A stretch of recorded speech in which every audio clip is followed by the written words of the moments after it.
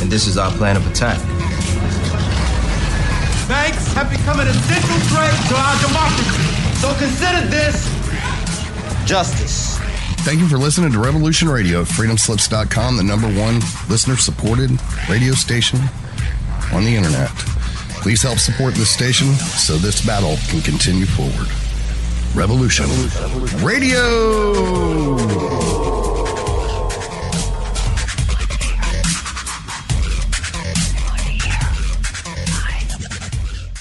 It happens more often than we can imagine. In my case, I was sitting at home, and out of nowhere, I just started feeling uncomfortable. Then it got worse, and I started perspiring. I tried to ignore it, but I waited too long. The chest pain came as we were driving to the hospital emergency. I felt my life clock begin to tick. I barely survived. There was lots of damage done to my heart. What do I do now? I was lucky. I took a leap of faith and tried a 7-herb formula with hawthorn, garlic, cayenne, and more called Extendivite. Herbs have been used for thousands of years to keep us healthy.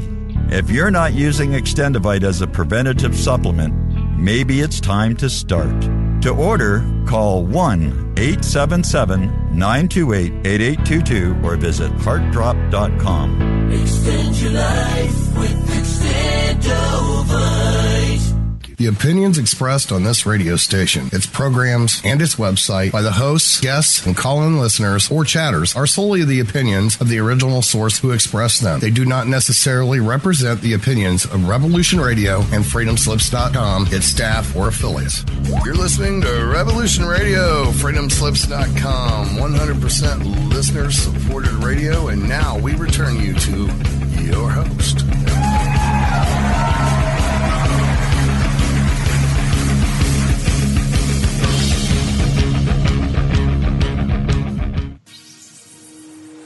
Barbara Jean Lindsay is an internationally acclaimed psychic, spiritual healer, author, and founder of the online mystery school, Esoteric University. As the Cosmic Oracle, she is a conduit to the powers that be to answer your questions about your future self, past lives, current career, love. She shines light into the darkness to illuminate what was, what may be, and beyond. The readings and Barbara Jean Lindsay are for entertainment purposes only. Do not take the place of any medical, legal, or financial advice given by a qualified professional, and are not substitute for medical, legal, or financial advice. If you need a doctor, call a doctor. If you need to be expanded, call the Cosmic. Questions about your future self, past lives, current career, love. She shines light into the darkness to illuminate what was, what may be, and beyond. Barbara Jean Lindsay offers internationally acclaimed. Not take the place of any medical, legal, or financial advice.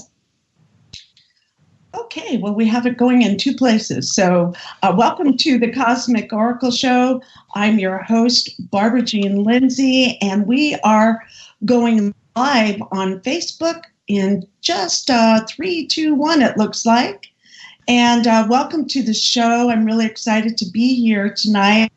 I have with us an interview I think that's going to just be lively, entertaining, and full of wisdom because we have my dear friend Janet Kira Lessin on this evening, and we'll be talking everything from surrender, resistance, unconsciousness, consciousness, the hero's journey, and a little bit of Nimba, I think that's, well, I'll ask her if that's how you pronounce that, her perspective, and in the Stargate recruitment, and on and on and on. So welcome everyone to the show tonight. I am on Facebook. You can ask Janet questions in the Facebook chat. And for those just tuning in, it is Friday, and today's date is April 12th, 2019. And we have in the till right now, we have $1,222 on our Revolution Radio at freedomslips.com that has been donated so far this month. And need a total of $2,550. So if you could give $5, $10, whatever you can give, just go to freedomslips.com, hit that donate button, and give whatever you can. And know for sure that 100% of what you give is given directly to the station. So thanks for keeping us on the air, and thanks for giving us those continued generous donations. And we'll be here thanks to you and to your generous support. So without further ado, I'm going to introduce my dear friend Janet Lessin, Janet Kira Lessin, and I have her bio.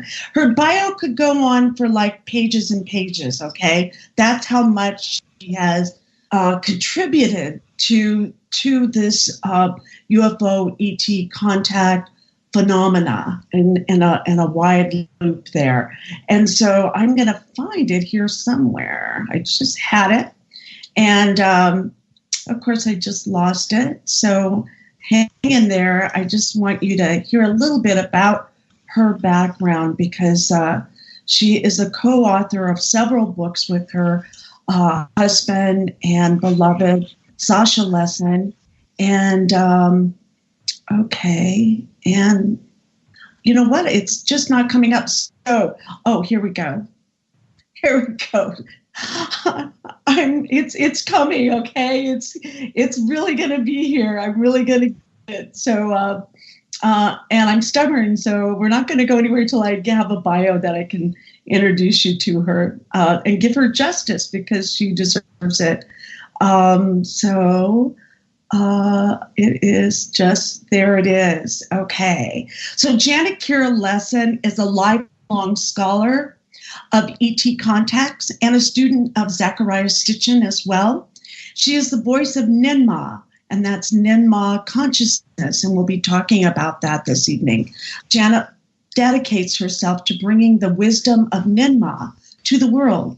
And Sitchin asked Dr. Lessin to help disseminate written, graphic, and traditional stories of ETs considered mythic gods on Earth 450,000 to 300 years ago. So they've been working on this whole, that's how I learned a lot about Anunnaki and the whole pantheon of that is through the books that Dr. Sasha Lessin and Janet have co-written together. So without further ado, my dear friend, Janet Kira Lessin, welcome to the Cosmic Oracle Show. Oh, thank you for having me. It's my pleasure. I've been waiting for this. Very excited about this day because I love you, Barbara Jean Lindsay. We always have so much fun. We do. And we hope to bring some of that to the table here today. Some of the joy and fun that we have when Barbara and I like to talk about once every week or 2 weeks. It's time allots, and we just laugh. We just laugh for hours. It's true. And I think we get the cosmic joke. Yeah, we get the cosmic joke on the Cosmic Oracle. But go ahead. You were saying, and we're supposed to what? And we just are so busy. If you look at our schedules, I think I'm busy, but you really are super busy because you have Aquarian Radio that you do, and you do 2 shows a week, right? Well, right now I'm doing 2 on Revolution Radio, Aquarian Radio, and Stargate to the Cosmos, and I'm helping. I do Aquarian Radio, which is my website where I keep all. Well, I should say most of the interviews I've either produced or I've been a part of, and Barbara, I want to put this interview on that as well. I'm working to have an historic record. I realize a lot of people don't even have a bio out there, so I grab a bio and I put it out there, and sometimes when I have somebody on and I'm having them back again, I just do a bio of you, right, and I search for it, and they don't even have a bio, so it's a service to the world. I've had this site aquarianradio.com for 7 going on 8 years, and I'm just documenting the 21st century UFO paranormal movement here. Hopefully this will survive and somebody will preserve it after I die. And because we've got a lot of people that I've interviewed are no longer with us, and it's kind of sad. But I paid to have the links, and I preserve the links, and I get as much of it up on YouTube, because my goal is to awaken humanity to a higher level of consciousness, and the only way we're going to do that is if we get the truth. I mean, it's not like the truth, but we get an alternative truth to the paradigm that we're being directed to believe, which keeps us locked into this perverted matrix, and from becoming conscious and waking up. And people say, I got woke up. Well, we're awake to a level, but there's really a lot more to it that'll make us a conscious species. We're not a conscious species right now. That's for sure. We're very unconscious, but we're getting there. We're getting there. And that's part of your work, right? And my work. That's our work. Wake up. Wake up. It's really fun. The water's fine. And we have to find out what that means. What does it mean to be woke? What does it mean to be awake and conscious? And there's a litmus that we can apply to that. And so when you're awake, I was watching this YouTube, and 100-year-old woman and a 103-year-old man, and they were celebrating their 85th anniversary or something like that. And what's your secret to longevity? And they said, be kind to each other. Boy, if we could just apply those words, be kind to each other, 5 words, be kind to each other across the board, we'd have a whole different planet. Yeah. Like the 100 monkey effect, right? And then some. Yeah. 100th monkey on acid. Yes. Yeah.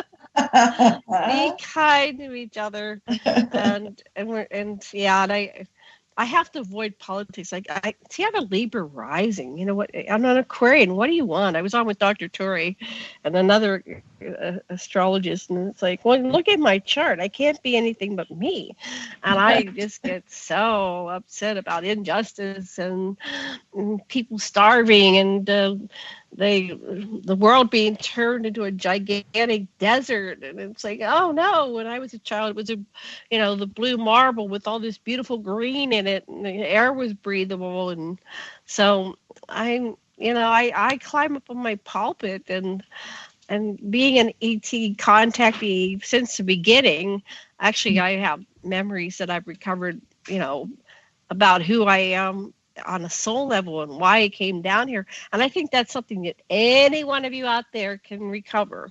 Your mission. What inspired you to come down onto this planet and engage from within the matrix, from within this unconscious state? We all have amnesia, but you can recover that. When you get that, you get your hero's journey, your guiding myth, the archetypes that inspire you, and the people that you love, and you really get that, and you embark on your hero's journey, you too will be on the radio. Tell your story and say, wake up. So who are you, and why are you here, and what is your hero's journey, Janet Kira Lessin?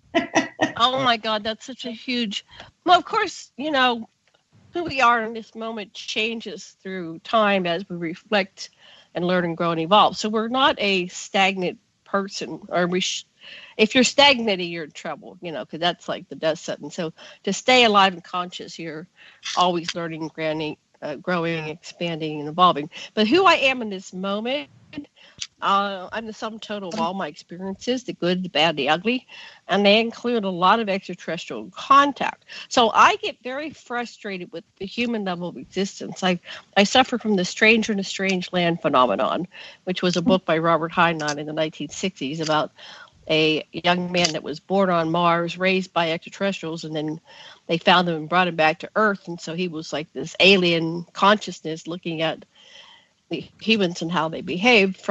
He did have a human body, but the Martians, they were called, were actually interdimensional. They could be in the other dimensions and solidify into 3D form. So it's a very important book, Stranger in a Strange Land, and it's from 1963, because Robert Heinlein was one of the first generation whistleblowers.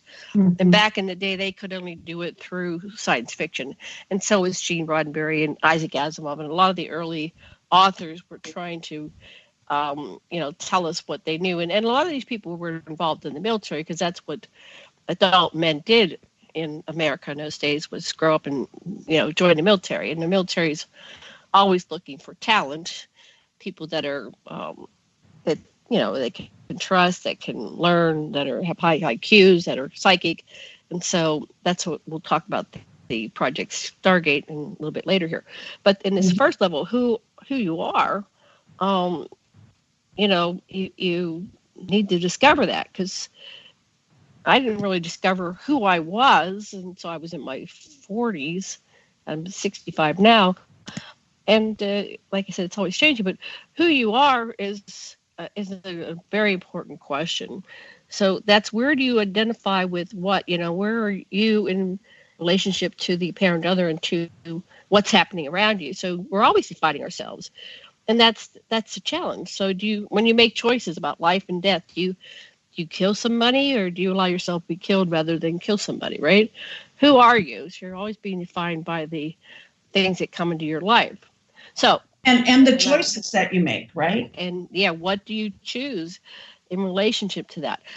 So I was blessed to be an extraterrestrial. I'm probably a hybrid soul and a hybrid genetic mix. A lot of people don't understand that, but we can go into that. And as a hybrid, I continually go on ship, go to other planets. And one of the things they're doing now, contact doesn't stop just because you're no longer of the breeding age. That's just a myth. Right now, I'm going to see how other people live, other societies, other systems of governance. And what I've been shown in the last 6 months to a year, it's like, we are so primitive. And we're under quarantine, and they're not going to let us as a total society, get the whole picture, disclosure. But right now, what they've told me to tell you, everybody out there, is that they're taking applications. So if you want contact, they're all telepathic. Just ask them and be patient. So let's talk about that. With how would you suggest? I mean, you have had amazing guests on your show, and we talked earlier before the show, and you've been doing your show for 5 years now, and you've written 7 years. 7 years, right, and you've written Marduk, King of Earth, with your husband, the Anunnaki Legacy of the Gods, the Anunnaki False Gods, How to Really Love a Woman, and 4 Tantric Tryst. Experiencers, conscious contactees. That's how you and I kind of met. And then you have your book on polyamory, many loves, the polytantric love style, a personal account. And then what I like, the dance of the souls, pierce the veil, and then all chakra tantra. So that's 1, 2, 3, 4, 8 books, and I don't know how many total you have, and you said you were working on some books too. I've got 4 I'm working on simultaneously, because I get inspiration and I keep switching, because I'm multiplex now. What can I say? But I've got to get them done. That's the other thing. So let me explain that. What was the question? So you listed the books, and I've written a lot of books, and I started my journey. So for contact, how would they contact? Say that again, you broke up. For contact, how would you, out of all the studying and all the interviews you've done and all of your life experience, for some of our people that they're just jumping into this pool for the first time, what would you suggest is the best way for them to have a contact and a good experience of a contact? Okay, so I was born a contactee experiencer, so I came in because I'd done a lot of work on the soul level. However, they're very telepathic. And so what I recommend to people is, if you want contact, that you invite it. And the best time to do it is before you go to sleep.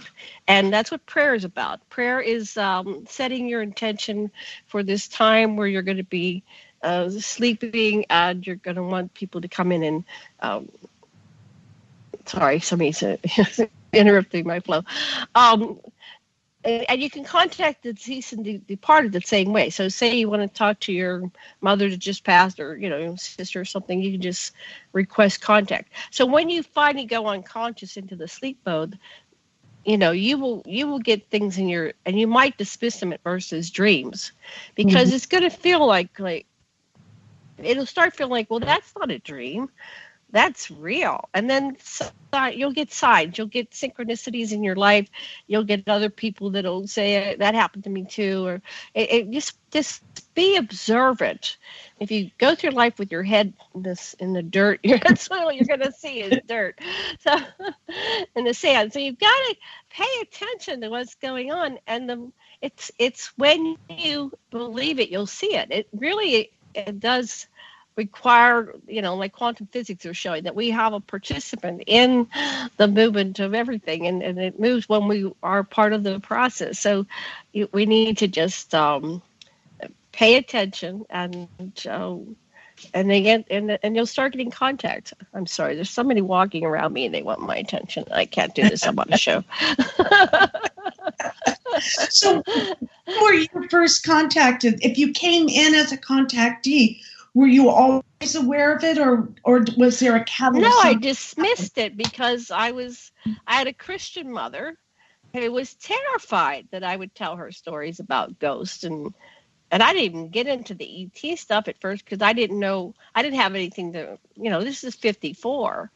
This is before the Betty and Barney Hill, so I didn't know what that was. I said, oh, it must have been ghosts, right? Because Ghost Casper was on there, right? We had Casper. So I talked about the ghosts in my room. Well, you had the Jetsons. You had the Jetsons. Well, that came later, but Casper was there in the 50s. And so, but then as I went back, and I invite everybody to go back over your life and reflect on things, of these mysteries that you have in your life. And you may have had paranormal, non-ordinary, contact with extraterrestrials and interdimensionals. But because you were raised Christian or Muslim or Mormon or whatever your belief system, and you had people that would shame you if you expressed anything outside of their belief system. We have a self-policing society that's always trying to get us to conform to the norm. And even kids say that. I want to be normal, and to be normal, I have to have those expensive designer shoes or whatever, and then I'm normal. But, I want to blend. I invite you to, yeah. What's that? You want to blend. You want to blend, right? Well, I invite you to be acceptable. Be the exception. Don't be the rule. Be abnormal, because that's a more exciting life. And then you're more likely to create positive change. If you just blend all the time, who's ever going to notice you? So do something extraordinary with your life, because you only get this time and then it's over. So what was I saying? So the contact. Mm-hmm. So the more I accepted it, the more contact I would have. And the more that I would be afraid of it, so the more I would block it. So it became apparent over life, the more I relaxed into it. So as a child, I was relaxed at first when I was very young, but then when I started to integrate the belief system of those around me, where I was being indoctrinated as a Christian, it was Christian Presbyterian. Thank God it wasn't like evangelical or Catholic. Those things are really hard to unprogram. And I'm not saying anything bad about anybody's religion, but for me, it wasn't for me. Right. And so, but my parents' religion was more acceptable than some others, which were pretty dogmatic. So, and I had pretty relaxed parents in some ways, in some ways my mother was very uptight, but in other ways, when I said, I don't want to go to church anymore, she said, okay, I won't make you go. And other people was like, now you're going to church until you're like 50. So I got to have my own mind that way.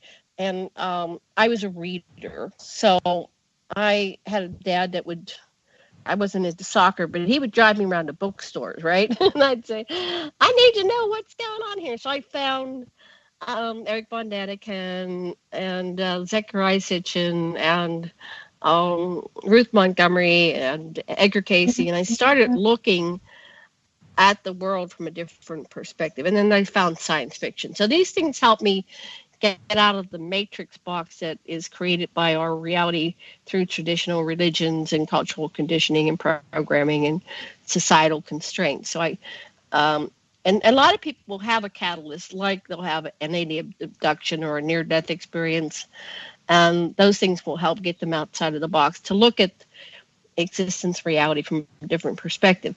My whole life was full of that, okay? My mother was undiagnosed schizophrenic, and she acted out when nobody else was home, and I was home alone with her, kind of like Joan Crawford. And so I had at her hand, about I always say 8 near-death experiences. I haven't really done the work on a couple of them, but on the level my soul knows, I had 8 near-death experiences. Now, Barbara Jean, you had a near-death experience, right? Did. Yes, I did. Yeah, a huge one. It was a catalyst that changed, totally rocked my world, and when I came back, I was never the same. So if you had 8 of them, I mean, my goodness, Janet, I mean, you just... the transformation, I bet, before and after, you must have looked and thought like a whole different person. I really wasn't able to view myself, and so very few people are alive that knew me as a child. And I learned to keep to myself, because the moment you start expressing, like I died and I saw angels, or my guy, if you would express anything outside of the norm, right, our famous norm, then you would get punished, or criticized, shamed, or medicated. Or medicated, right. And they were medicating my mother at a certain point. I think she asked for it, because I remember she went and asked for Valium, and remember that Alice when she's 10 feet tall. Yeah, that was my mother's generation. That's what they did in the 50s and 60s. They got into all these first generation psychotropics, right? And medicated themselves. And those things weren't very healthy. In secret.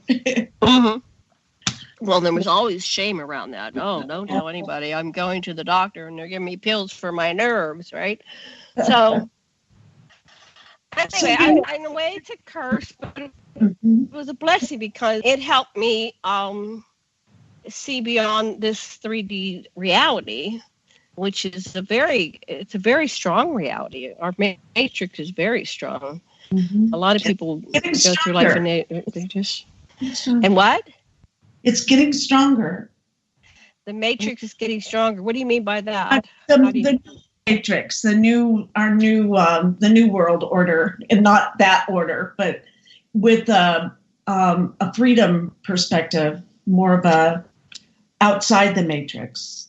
I hope so. I really hope so. I know so. Don't you know so from all the work that you've done over all these years, considering where you started from, let's say 8 years ago, and where you are now, or even in the 50s, like you said, where you couldn't talk about it. You couldn't. Things are really it's polarizing. So some people are getting more and more into the programming, and they can't see the forest for the trees. And some people are outside of the box, looking down into it. And but most people are kind of like in the middle range, and they're starting to venture one way or the other. That I see. But see, I go to the conferences and I hang out with people that are waking up. So I have a skewed version of reality. To me, more and more people are waking up. And I do see like things, Stargate to the Cosmos, not just Stargate to the Cosmos, but the like Contact in the Desert, and all these different conferences are, okay, Mike. I don't know where your phone is, honey. I'm sorry. Look over around. There you go. Okay, sorry. He's leaving. I have his phone. Okay, sorry for the interruption. There you go, honey. You got your phone. Okay, so are people waking up?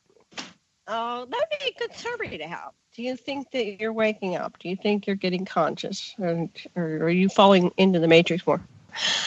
Yeah, I think that's something you're absolutely right. Mm-hmm. Because if you talk about all these subjects that we just take for granted, right? At a regular dinner table, you have to. It could be interesting.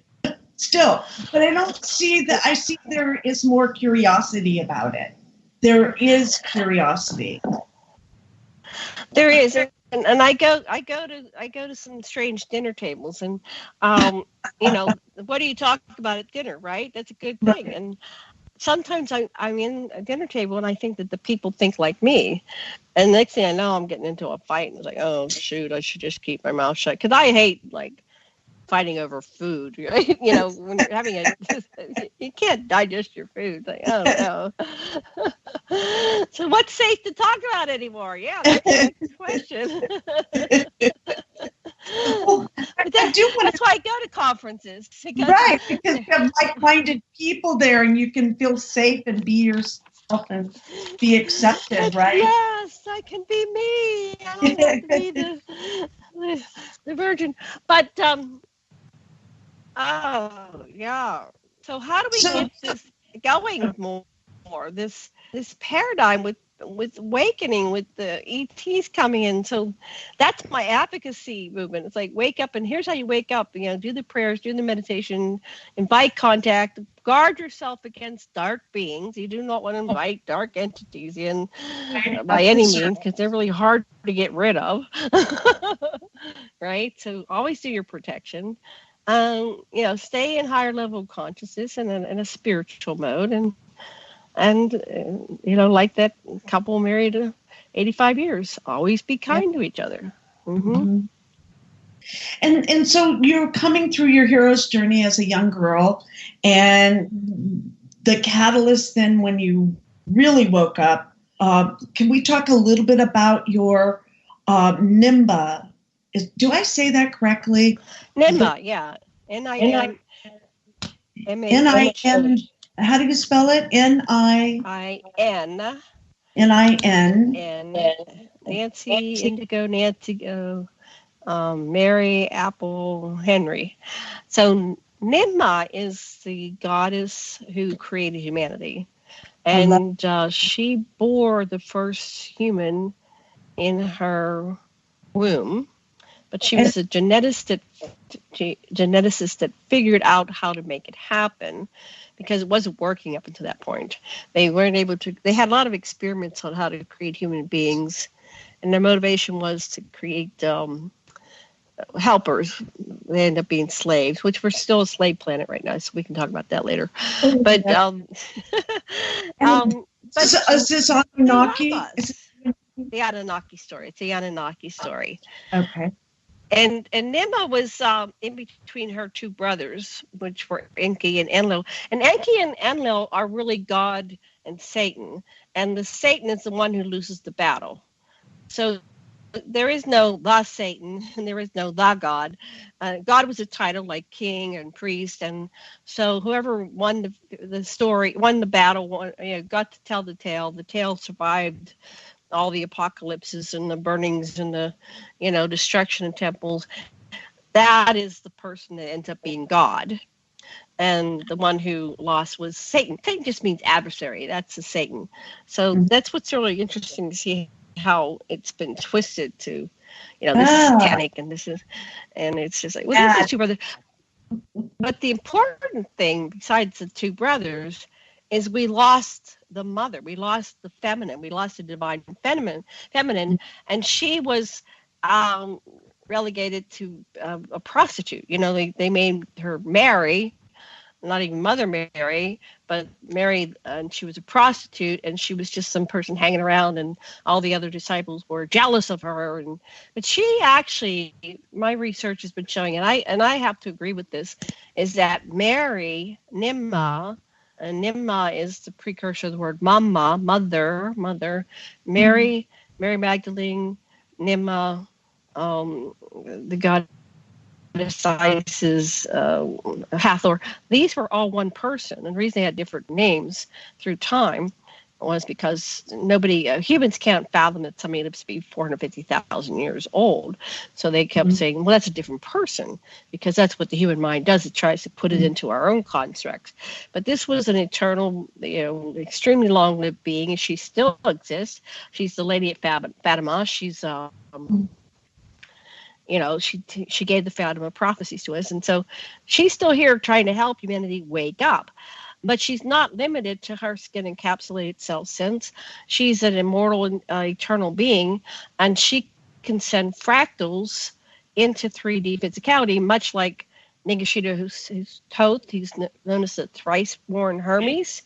Hermes put his body in the halls of Amenti and Stasis, not Thoth, Nigashita Hermes, and sent himself 3 times down through the birth process into human form so he could walk among us and know what it was like to be a human being. So how can you really guide or lead humanity without really getting that experience down on the core level? And of course, he was the niece or the nephew of Nimma and the son of Enki, and they all knew how to do this. Those 3 worked together. They're the co-creators of Homo sapiens sapiens, the generation that can copulate and have children. So she's very important, and and she's been dismissed. And when you dismiss half of humanity and you dismiss the feminine part of yourself, that means we're all out of balance, individually and collectively as a species.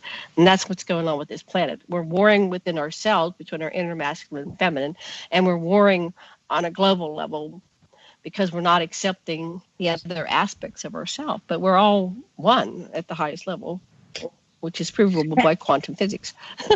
So there you go. Does that make sense? Yeah, it does. And so she comes through you, and you're able to speak for her. Is that in a light language, or is that in healing, or is that in prophecy or visionary? How does she come through you? Well, okay. Very good question.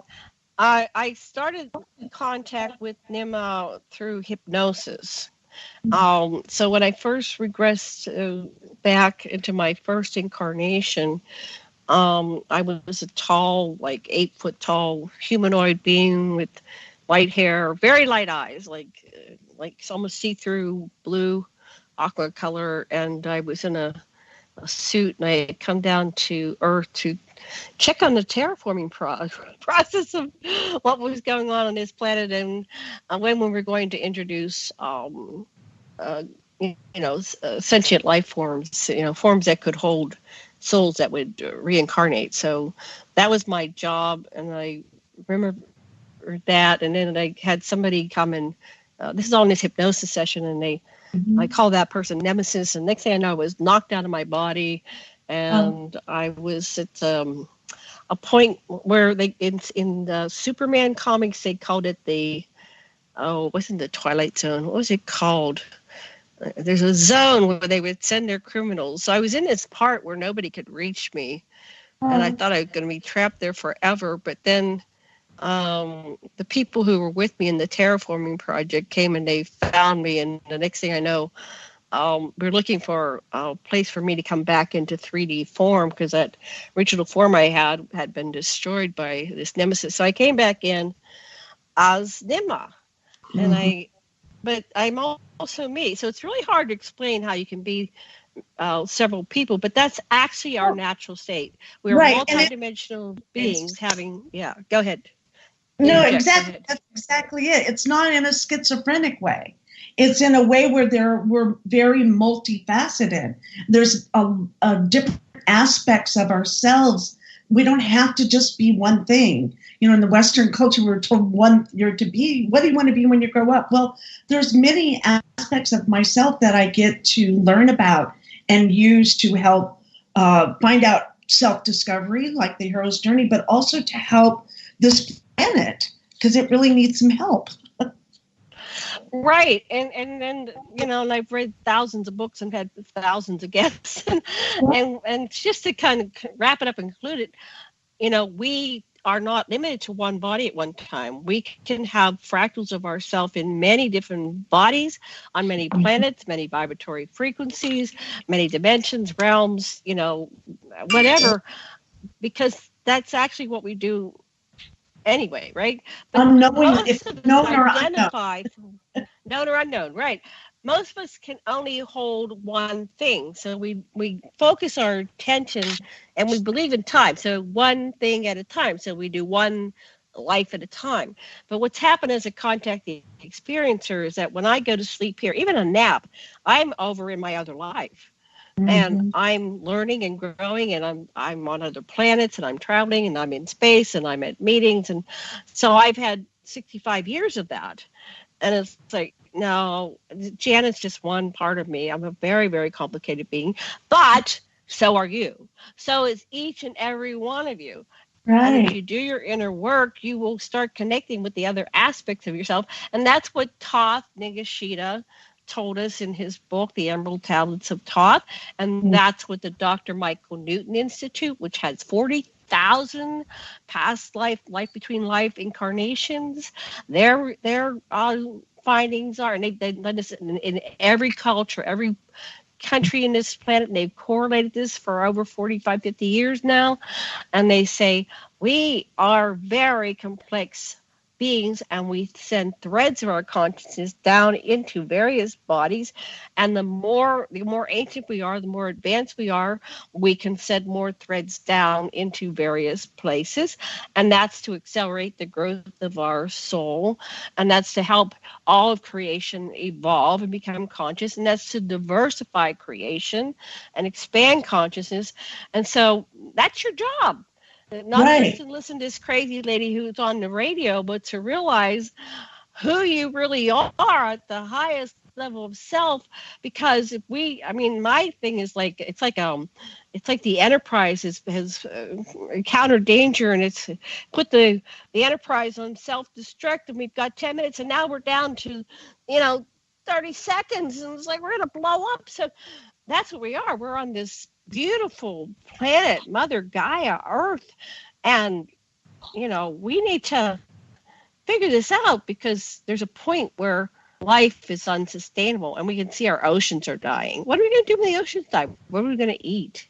What's going to happen when our insects are dead? I mean, we have the canary in the mine thing going on here, and now we have whales washing up full of plastic in their stuff.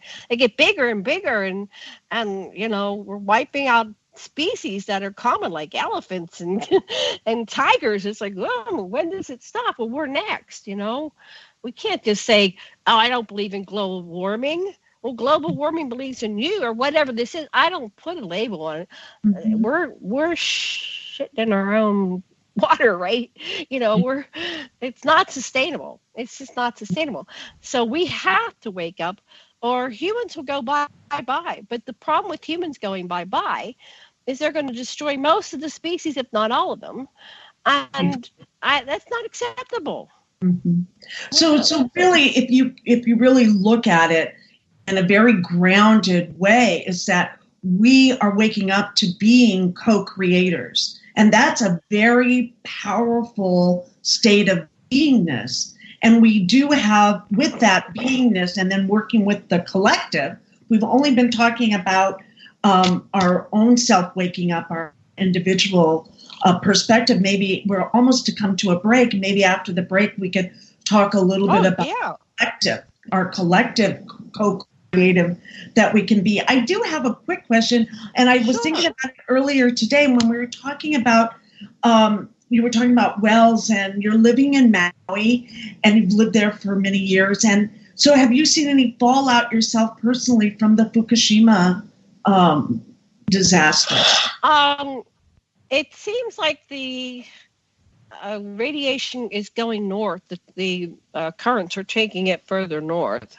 And so it's missing, Hawaii, when you look at it on a map, is just this little thing of islands, right? So it's very easy for it to miss that.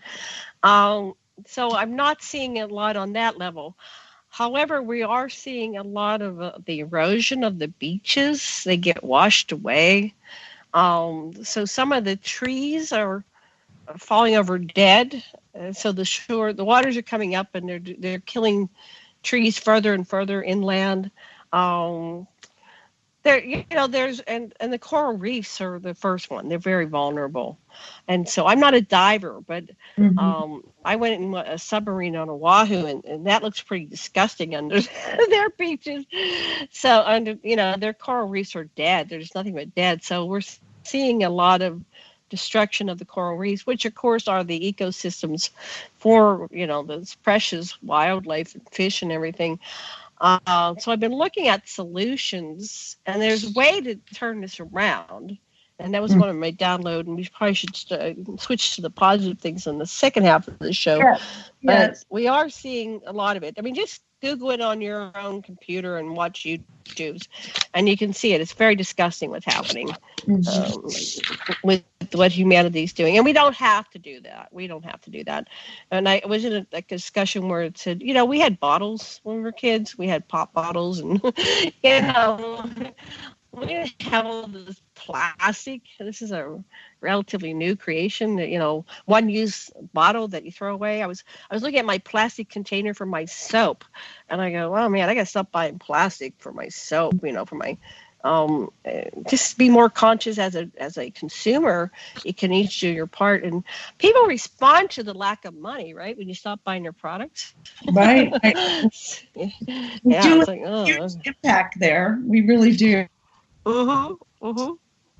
So, so am I seeing? Not really. I don't even see the volcano. It's going off on a neighbor island. I once in a while feel an earthquake, but we could have a Krakatoa, Pompeii type thing, I guess. But if that happens, we're all dead. So I'm not really able to worry about it on that level. I have to just keep getting on the radio and talking to people about how to wake up. And while we're talking about water and the water element in the oceans and Atlantis, and you named your station Aquarian. It's Aquarian Radio. And can you talk a little bit about why you gave it that name out of all the names you could choose from? Well, I strongly identify with Enki, and Enki is the god Aquarius, and Enki is the water bearer. And the reason why he's the water bearer is when he was coming in from Nibiru to the Earth, the previous traveler had used nukes, and he didn't want to use nukes because, as we know now, whenever you blast a nuke, it affects the other dimensions in the continuum. So he was aware of that. So he wanted to use water to get through the asteroid belt. So he had a water cannon. He landed on Mars to refuel, and then he got to Earth. So he's known as Aquarius, as Neptune, Poseidon, Enki, Ea. He has a lot of different names, Ptah, but he was known as the water bearer. So he's in the age of Aquarius is now, and I'm an Aquarian. Oh, I didn't know that. Yeah. So, but also when I thought of a name and I went and the .com was there, it's like, oh, this is meant to be. I mean, what was the odds of it being available? But that was years ago. I did this years ago, and I grew up with that song. This is the dawning of the age of Aquarius, and it's I'm very I'm an Aquarian, right? So I'm very Aquarian, and that's about love, peace, happiness, making the world a better place for me and you and the entire human race, and that's what I embody. And a lot of people are offended by that because they want me to be something else, but I always believe in the highest good. I know I'm talking a little bit negative for this first half, but I know we're going to get through this. We're going to make it. And I know how. And part of that is standing up, right? It's finding out who you are and why you're here. And we each have a piece to the puzzle. We don't all know all, but if we, with your radio station, my radio station, conferences, books, dance, music, we can connect. Right. And it's about connecting, because on our soul level, we're all one, but we agreed to come into this separate self sense. Our skins are very thick. It's the deepest, darkest level of physicality. And in order for us to not feel each other, because our natural state is loving oneness, we feel each other. See, ETs can't hit each other. Some of the ETs can't hurt each other. They can't kill. I know there's all these stories about the galactic wars, but the ones that I've interacted with that are like the higher level beings, they feel each other. It's like they feel their oneness, and it's like trying to punch yourself in the face or cut off your own body parts, your nose. It's impossible. My friend TJ, her husband, Tom Morse, who's no longer with us, was in the secret space program. And they asked him one day to come in and demonstrate hitting. The ETs were going, well, we haven't seen anybody hit anybody. Could you hit that guy for that? It was a being, it was an extraterrestrial. And Tom goes, I don't want to hit him. Oh, please hit them for us. So he did. He hit this guy. And then they said, well, can you kill him? Well, I don't want to do it. So anyway, he shot this guy just to demonstrate, because they have created Homo sapiens so that we can be the warrior race, right? Because they don't have that in their repertoire. That's not in their DNA. They literally cannot kill anybody, and not most humans can't. I couldn't kill a person. I mean, I'd probably just throw my gun down and they'd kill me, right? I just can't. And that's some of those decisions. Kill or be killed. I would get killed, but at least I would die and I'd say I didn't have to kill anybody. I got killed, but I think killing somebody would be more horrendous than being killed on some level. I don't know. What do you think? I might. Yeah, I wouldn't want to kill anyone ever. So now someone asked me once, they go, well, okay, let's say you're walking down the alley and someone comes out and is going to attack you and it's kill or be killed. I would just be killed. But they said, now go with your 3 children down that alley. And I would kick ass, so. Well, there is a basic fight or flight part of us that kicks in because we're in a symbiotic relationship with this body, right? So there's the soul that comes in and says, well, I wouldn't do that consciously. But this fight or flight we have a reptilian brainstem, and so we are a hybrid species, and the reptilians contributed to us. Otherwise, we weren't able to preserve ourselves, and they wanted us to have self-preservation. So my one boyfriend attacked me, and I was in the shower naked. I had nothing. I had literally nothing but a bar of soap, which didn't do any good. And somehow I got him down on the floor 2 rooms away, and I was on top of him and said, okay, and I was holding him down and said, okay, you want to fight now? And I don't know where that part came from, right? That was like a reflex, and I said, oh, I'm sorry. When I came to, I literally blacked out and came to, like I had taken a drink or something, which I don't drink, but it was like that type of thing. You had the blackouts. So yeah, I think if somebody did come up behind me, I might kick ass. But you don't know who you would come in that would help you, right? Because we could talk about that. We're almost to the break, but we could talk about guides, our spirit guides. So Ninma, is she a guide or an aspect of you, or both, or I think it's all the above. Yeah. I think there's a part of me that is her. There's a part of me that's what's being alive and being informed is so complex, because there really is not one answer. It's all of the above. But we choose to identify in different ways in order to explain reality, because if we identify with being everything and everybody all at once, we'd be kind of cuckoo, right? So we have to focus on, today I'm Janet and I'm on the radio, I'm talking to Barbara Jean Lindsay, and that's the only way I can really have a conversation, I think. Right. Right? If you're too cosmic all the time. Yeah. But as you're doing this, you can pull in information from your knowingness, from all the shows you've done and all your Akashic records, and from your, isn't that kind of cool? So it's like what was his name? The lovely man who died with the Tompkins, Bill Tompkins. He told me, he says, I'm always connected. There comes a point where you're always connected, and it's as easy to access the information as it is to access your own memories. It's like you're tied into the Akashic records, and you know who you are on an eternal level, and the information just comes. You do have to, shut off the noise sometimes and just go into a quiet meditative state, and then you get, more information. But I've been doing this for so long; it's like second nature, and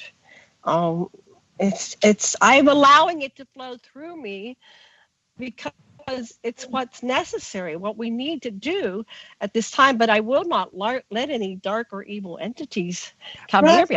I know how to block, and I only let the higher consciousness love, and because my heart chakra and my kundalini, my heart chakra is wide open, and my kundalini is awakened, and I'm in this higher state of consciousness. That's best way I can explain it. And it's a great analogy because it is about consciousness. You've expanded your consciousness enough, but you're also able to integrate it into a earthbound body in a way, so. And I have to keep saying that I'm not special. This is not every single one. Like Jesus said, as I do, so can you. Like Ram Dass said the same thing. He says to his brother said, well, I say I'm God and they put me in an institution. He said, well, I say I'm God too, but I know that everybody else is God as well.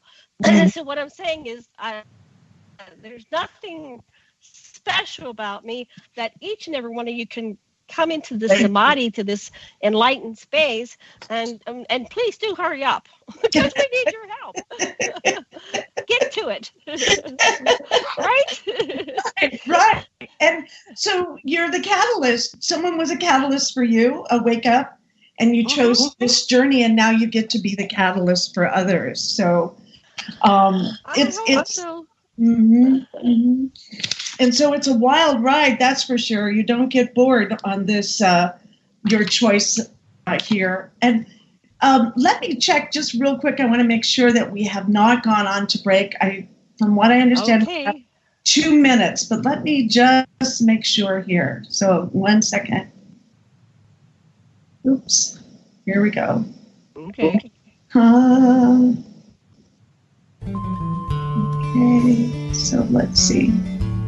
Okay. I think we're good. So we have 1 more minute. Janet, thank you for coming on the show. Tell our listeners where they can reach you. The best thing to do is go on to aquarianradio.com, and I accept my best email is aquarianradio@gmail.com. And if you want to come on any one of my channels, my shows, I would love to interview you. I'm gathering the whole story, the collective story, the testimonials, and I'm really looking for some interesting stories to share. And each time we share, we can connect the dots. Listen to Revolution Radio, freedomslips.com. Will you be writing Go ahead. Will you be writing another book of that? I know I was a part of the collective consciousness book of different stories. Are you going to be creating another one of those, or was that the one? A visiting Syrian diplomat reported today that their population is evolving rapidly and advancing into a fifth-dimensional consciousness. They are seeking peace with all cosmic cultures, which may mean that the Earth will be asked to join the prestigious Galactic Federation of Light Alliances. Please join Debbie West and Michael Hathaway on Lost Knowledge, Saturdays, 3 p.m. Eastern Standard Time in Studio A. For the latest breaking news on the Star Visitors' peaceful contact and the ongoing project of cleansing the Earth. Learn how to be speakers. Who are you? I am the architect. I created the Matrix. I've been waiting for you.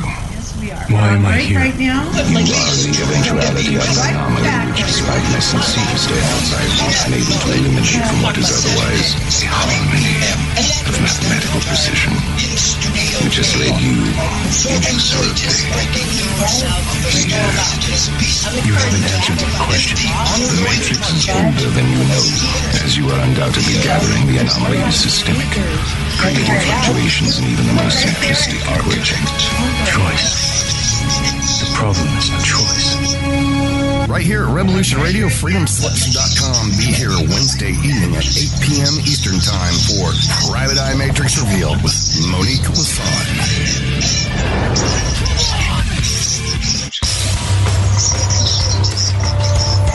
Hello, my name is Mr. Rowe. I am the host of Reality Extraction on Revolution Radio at freedomslips.com. I utilize logic, intellect, and magic to methodically atomize, vivisect, analyze, examine, study, scrutinize, and extract an essence of reality from a fog of illusion and confusion. You can find me on Studio B every Thursday at 1700 hours Pacific Time. That's 8 p.m. Eastern. No topic taboo, no subject too strange Exchange, I strive to take a neutral standpoint during the dissection of the topic at hand. That's Reality Extraction with Mr. Rowe on Revolution Radio.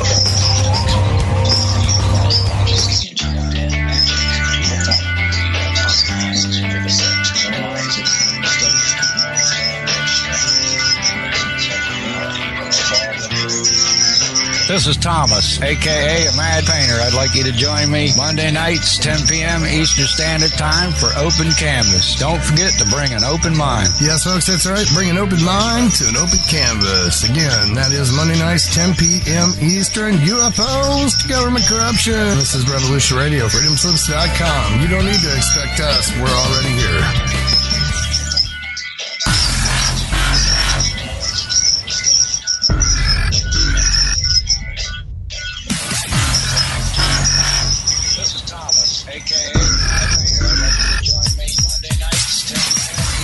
Thanks for tuning in to Revolution Radio. Here at Revolution Radio, we are listener-sponsored and commercial-free.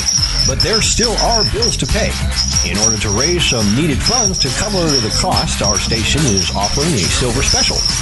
In the continental United States for a $60 donation, or in Alaska, Hawaii, or Canada for a $70 donation, we will send you an uncirculated 2018 1-ounce pure silver eagle.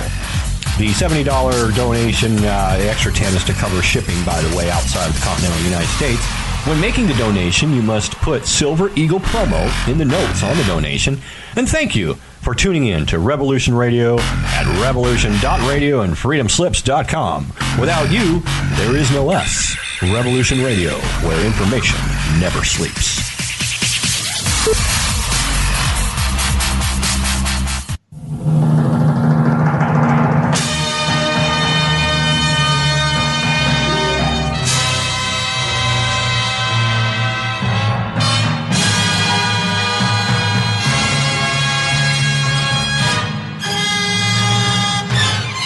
Collision Course is back. Schedule will be on Revolution Radio every Saturday night, 6 to 8 p.m. You get outer space. You get honest answers, real researchers, truthful answers, and a place to engage with questions. Take part in the discussion. Revolution Radio on freedomslips.com hosts Collision Course every Saturday from 6 to 8 p.m. Eastern, 5 p.m. to 7 p.m. Central, 4 p.m. to 6 p.m. Mountain Time, and 3 p.m. to 5 p.m. Pacific Time.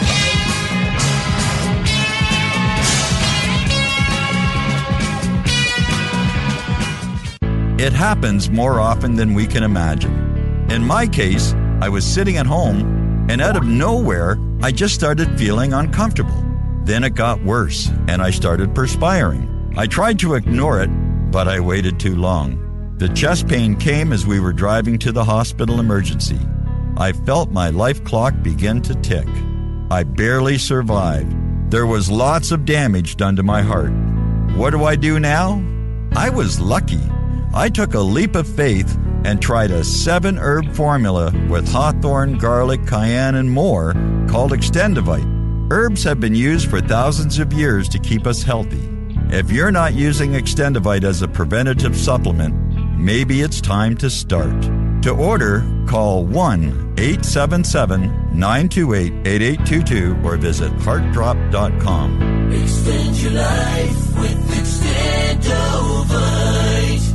The opinions expressed on this radio station, its programs, and its website by the hosts, guests, and call-in listeners or chatters are solely the opinions of the original source who expressed them. They do not necessarily represent the opinions of Revolution Radio and freedomslips.com, its staff, or affiliates. You're listening to Revolution Radio, freedomslips.com, 100% listener-supported radio, and now we return you to your host.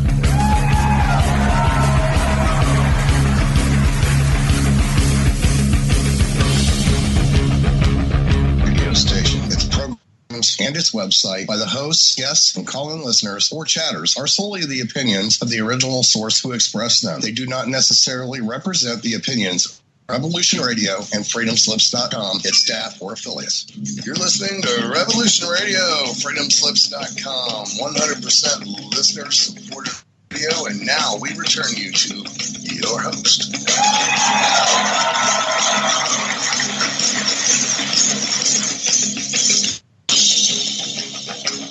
Radio station. Hello and welcome back. This is Barbara Jean Lindsay, your host here at the Cosmic Oracle Show.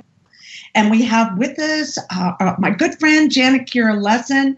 And we're talking about her journey from a small young girl to an adult and her position, a powerful position as a teacher and as an example of light here on the planet, and all of the studying and the people that she's met and her expertise that she brings, also as a hypnotherapist and as an author and a writer and a consummate healer in so many ways and a visionary. So welcome back to the show, Janet. And you'll have to unmute yourself when you get a moment. And I want to thank. Okay, that's okay. And we want to thank our listeners again for being generous and giving their donations. We do have that Pure Silver Eagle promo right now for an $80 donation. You get this really beautiful Pure Silver Eagle. And you just go to freedomslips.com, hit that donate button. And if you give $80, just type in there Eagle promo and your address, and Hawk will send you a Eagle Silver, Pure Silver Eagle. So it's exciting, kind of exciting. And if you don't have $80, do $10, $25, $1 even, whatever you got. We really appreciate it. So go to freedomslips.com and give whatever you can. Thank you so much. And welcome back, Janet. It's girls' night tonight. It is, and we're having such a great time. Or at least I am. I hope everybody's having a good time. We have quite a few people online. I just want to take a moment and say hello to our Facebook friends. We have Elizabeth, or I'm glad you joined us. We have Melody Faye Kent. We have my daughter. We have Tate, Liz. We have Jeannie, Olm, Allison Thompson, Robert McHaffey, Arturo Ortiz, and on and on. So thank you, everyone, for joining us this evening. If you do have a question for Janet, I do have a direct line that you can call, and that number is 818-688, what is it? 818-688-1383, I think it is. I'm pretty sure it is. So if you want to call that number, you can, and ask a question for Janet. And if you don't want to call in, then you can also just ask the question here in the chat, and we'll see if Janet gets that. And what we've been doing too with guests afterwards, after the show, people have questions, and if Janet has a moment, she could go back in and check it out, and I'm sure wouldn't mind answering. Yeah. So welcome everyone back to the show. And so we're going to go into the collective. We kind of went on a journey. It's gotten you to where you are today, and what you bring to the table with all of your life experience. Can you tell us maybe one story that's for you an extraordinary story that just kind of rocked your world among all of the stories that you could share with us this evening? Okay. Well, one of the things that I guess the most pivotal was I knew I was a contactee experiencer all my life.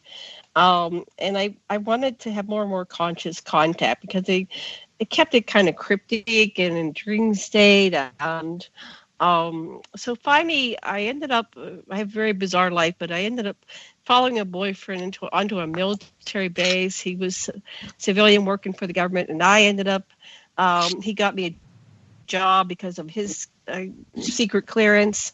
I'm not sure what my level is. Don't ask me. I don't know what it is. Somehow, because I was part of this Project Stargate at an earlier age, that they track ET contactees. Just put it to you that way. There's a database.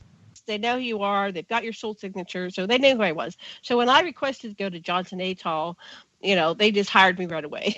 I could have had no skills whatsoever and couldn't even pick up garbage, but they hired me because I'm a contactee experiencer. And the moment I landed, they were on me. I had all these meetings with top level people, and they all wanted to talk to me. And I know I'm cute, but I'm not that cute, right? So it was like, what is going on here? So I eventually, to make a long story short, and I've written this up in my book and I do it in my presentations, but I ended up going with a boyfriend into the underwater installation underneath Johnson Atoll, and there is a whole base there, and they have various sizes of grays entities, or gray. I saw a gray mantis hybrid. They have other species. There was a big group there, but the main dominant race that I interacted with were the Anunnaki. There were about 1,000 of them.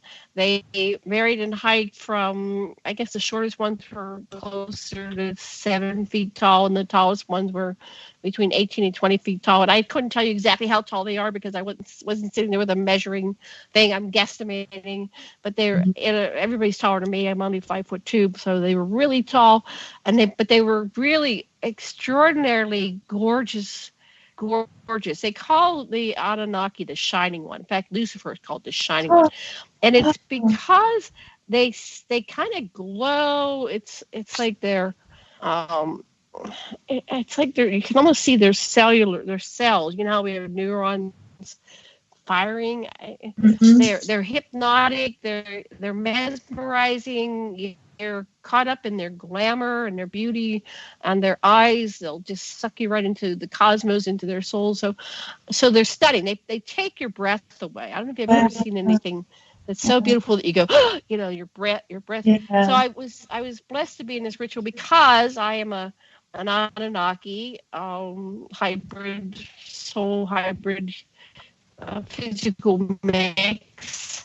And I'm very psychic. And Barbara Jean, who says she's psychic, but I'm a reluctant psychic. But go ahead. What were you going to say? You just broke up. So you were saying who you were. You were a soul hybrid, and then it totally broke up. Okay. So I'm a hybrid Anunnaki soul and this hybrid Anunnaki body.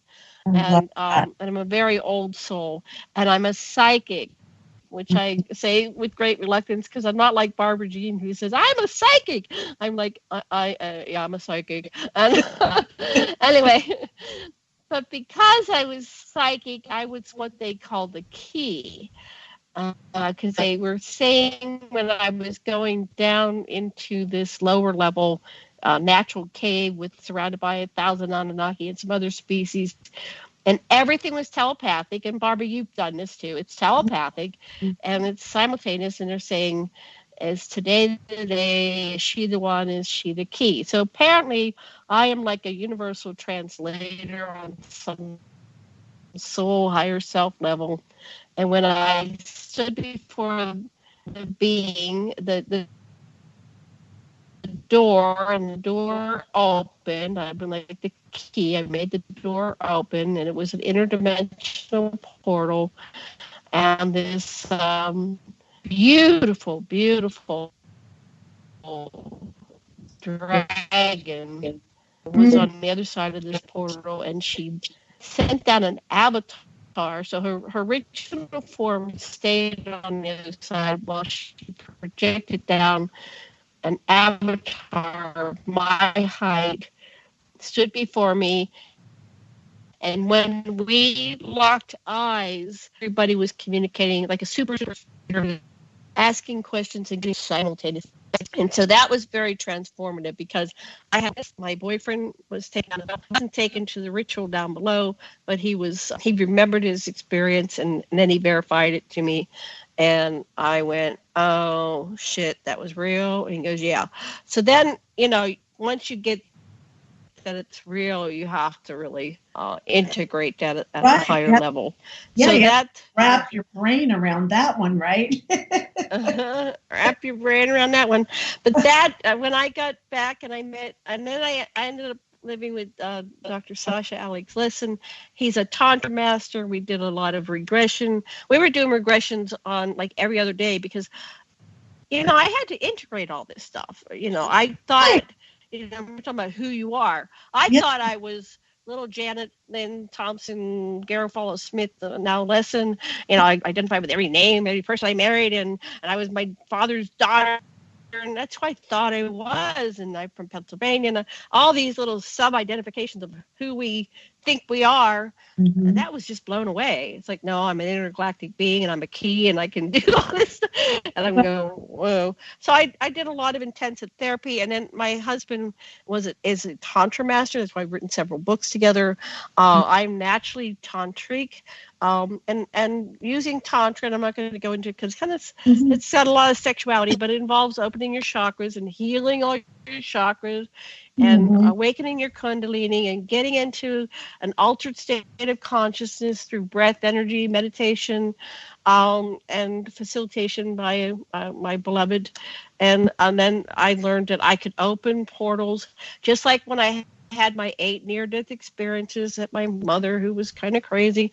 So I'm opening portals. I did it for the government, for whoever they are, underneath Johnson Atoll, and I am a portal opener, and I live at a portal, and I've always seen ghosts, and I've always seen ETs, and so after that, I went to the next level, and I started being aware that I'm attending these huge meetings with hundreds of thousands of unique extraterrestrial species, and they're asking, they care about humanity, they're going, what can we do to help?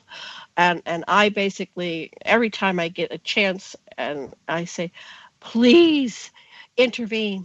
Please don't let us blow ourselves up. Please don't let us all die of cancer. Please, because I love the earth. My first incarnation was a terraformer. The earth was my project. I'm a very old soul. I'm billions, maybe trillions of years old. And I have an attachment and fondness for planet Gaia and everything on it. And I think this is the most awesome planet that ever was or ever will be. And we really need to get off our butts and do everything we can to save her, because this is the planet where we had the grand experiment. We projected ourselves down into human form, into 3D avatars, so we could be in the deepest, densest level of physicality. And we are simultaneously part of us continually on the right-hand side of God, however you want to symbol it, with Source. And that's what they discovered from the Michael Newton books. We always have a part of us, a thread of us, connected to eternity, connected to Source, connected to the dead zone, whatever you want to call it. And then what we're attempting to do is to wake up and become conscious in the deepest level. Thus, we bring heaven to earth. Thus, we bridge the entire continuum, and that's called consciousness. That's the lesson I can bring to this table here. Yeah, does that make sense? It does. And so you kind of see it like white lights, kind of like beep, beep, beep, when turned on, that person's turned on, and you can, when you see someone else who's awake, you can feel it, right? And you can sense it, and you just scan them without realizing it, and you can just sense that they're in that connected vibration, because once you're awake, your vibration goes up too, right? So, right. And we're all psychic, we're all sensitive, and that's why we are, attracted and repulsed. We're talking about attraction, repulsion, and that's why our hair goes up the back of our necks, and we don't want to go somewhere.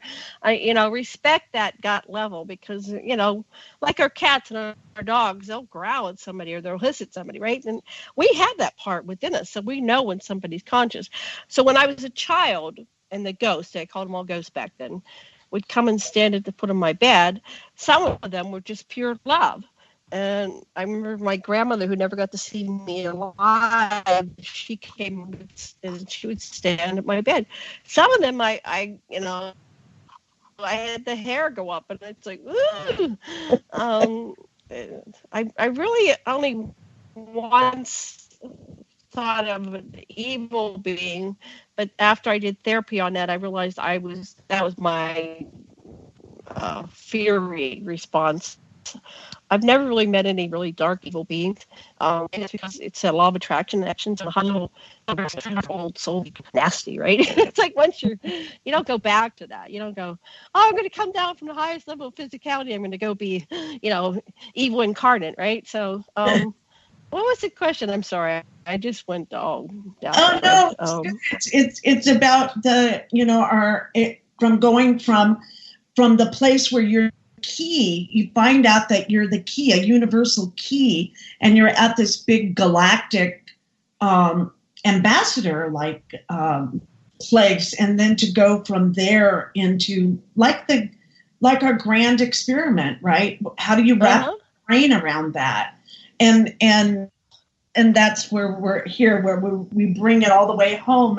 If we are here, we can have that experience as that key universal person, and you can also be a force to be reckoned with here and bringing your vibration, your knowingness to heaven on earth here. We have that. Each of us individually and collectively, yes.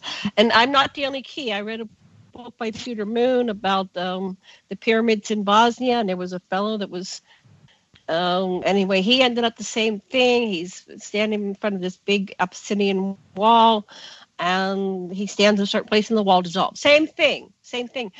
And I read that years later after I had my experience. I go, oh, I guess some people are keys. Their vibes are, maybe there's other keys. Maybe there's other portals that need to be opened. Maybe he can come to my portal and open it, and I can go to his portal and open it. There's something really validating about that, though, isn't it? Like, you're not the only one.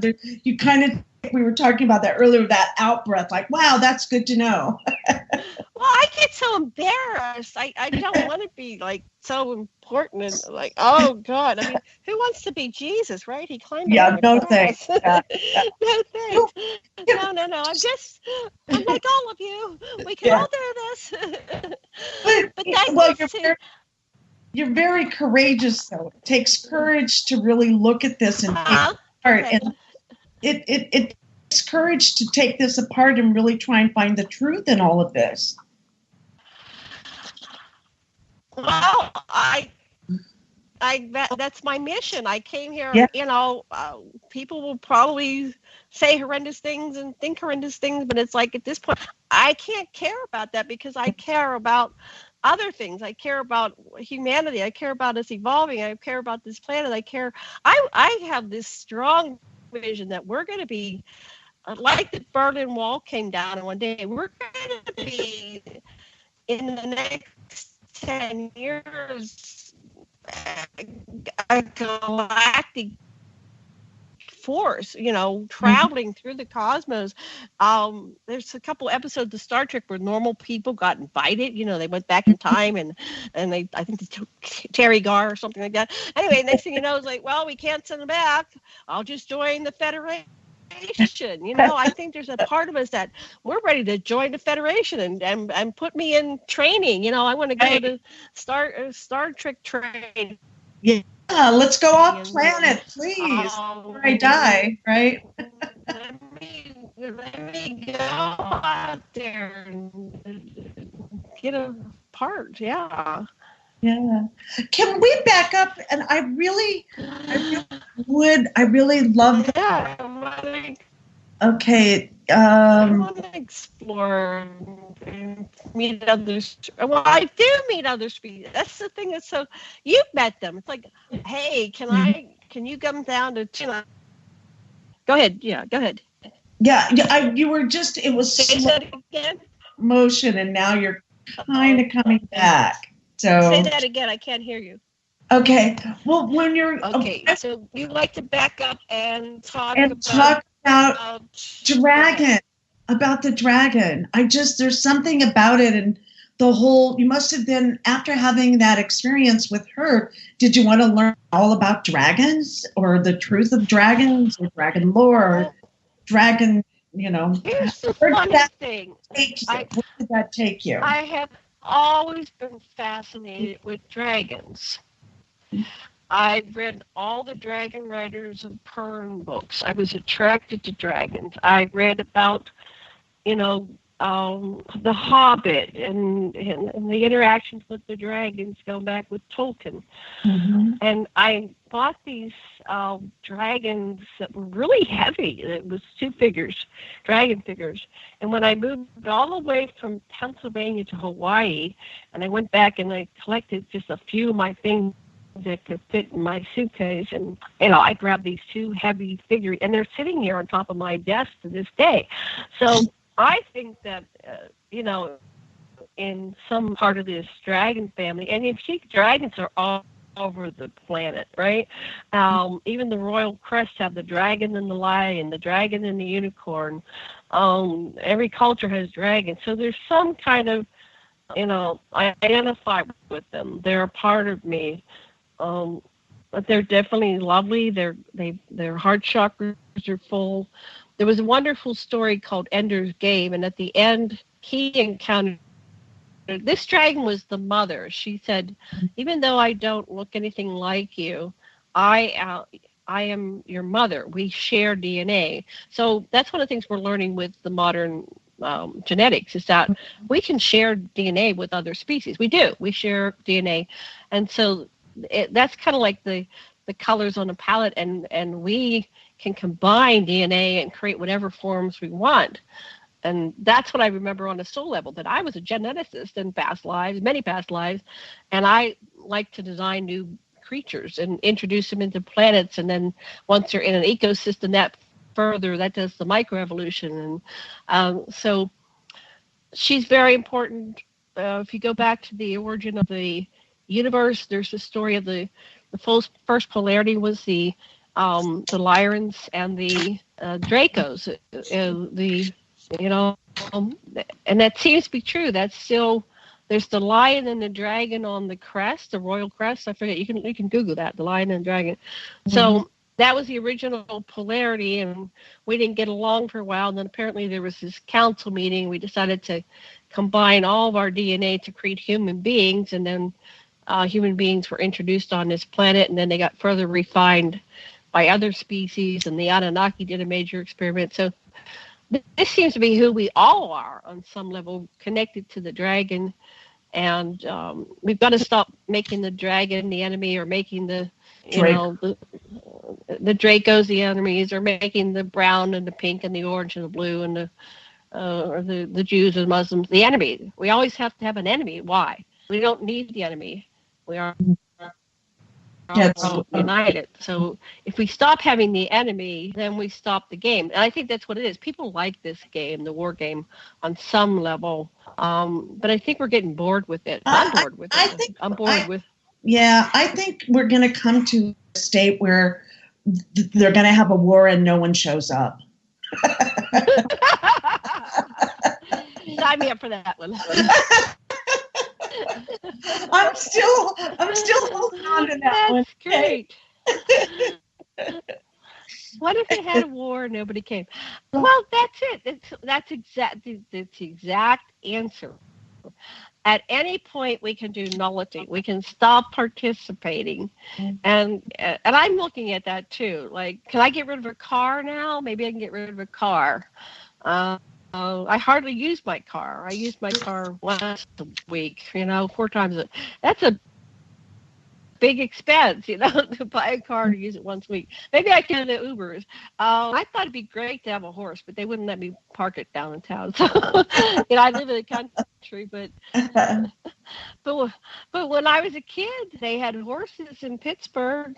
They had horses from the Amish, right? And then they went up to Lancaster, and they would just take their horse down and tie it up on the fence post for the community. I remember going to Crete once and seeing their museum where the dolphins were actually a major part of the community. Just like the horses are a part of the community, the dolphins were a part of the community, and that always. When you hear the truth and it rings true, it just rang true. Oh yeah. Yeah. So I just love the whole dragon thing. I've had kind of a dragon thing myself, and I know my one grandson has for sure. It's all about the dragon. Oh. So it's interesting. What's your dragon connection? What's your dragon connection? I don't really know. I just know, I think what it is, is I love the mystery. And I don't want to tame the mystery. I want it to just be a mystery, that I can be okay with it being a mystery. I don't have to know that it's like preserving the mystery of the dragon. Does that make sense? Yeah. Just that. Well, she's beautiful. They're very mysterious, and I think that's why Avatar. You remember the movie Avatar? They had those beings that's part of it's in our mythology. Like, we used to be so connected that was like our horse, we could ride our dragons, and somehow it got lost, but maybe we'll recover that. I wanted to also say, before we forget, because I realize we got about a half an hour, maybe less.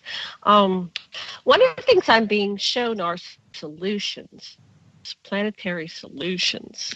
Okay. And they don't have our political systems. That's so and cool. They go, and they don't have money like we do. They don't put it's not important. And so, and I've been trying to wrap my head around this, and I'm asking them to please help me concretize this, put this in language so I can convey it. And so I've been testing it out, because I don't want to get killed in this political thing, because we're a very political climate.